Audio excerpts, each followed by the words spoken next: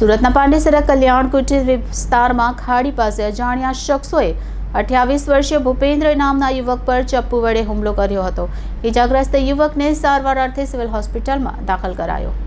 પાંડેસરા કલ્યાણ કુટીર પાસે જીવલેણ હુમલાની ઘટના બની હતી। અજાણ્યા શખ્સોએ 28 વર્ષીય યુવક પર ચપ્પુ વડે હુમલો કર્યો છે।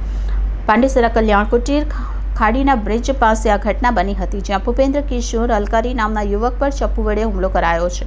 ભૂપેન્દ્ર અલકારી માર્કેટમાં ભિખારીનું કામ કરે છે અને ભિખારી કામ કરી પોતાના પરિવારનું ગુજરાન ચલાવે છે। ઇજાગ્રસ્તની પત્ની જયશ્રીબેન ભૂપેન્દ્ર અલકારી લગ્ન જીવનને 14 વર્ષમાં 13 વર્ષનો છોકરો અને 10 વર્ષની છોકરી છે અને ઉધના વિસ્તારમાં આવેલા કાશીનગર આવાસમાં બિલ્ડિંગ નંબર 8 ફ્લેટ નંબર 3માં રહે છે।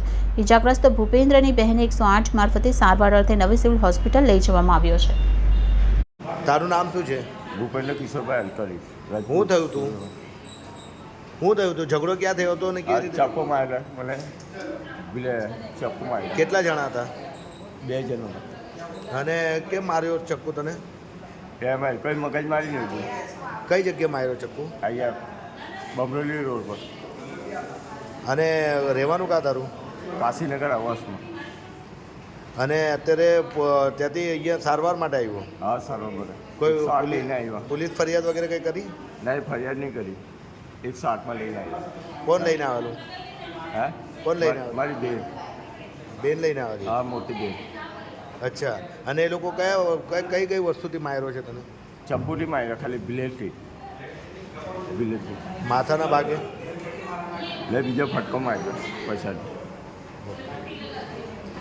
તું શું કરવા ગયો હતો ત્યાં? લાય ખાલી પીવા ગયેલો દાદા। શું પીવા ગયેલો હતો? દારૂ જ પીવા ગયો, એમાં મને મારી દીધો। અચ્છા।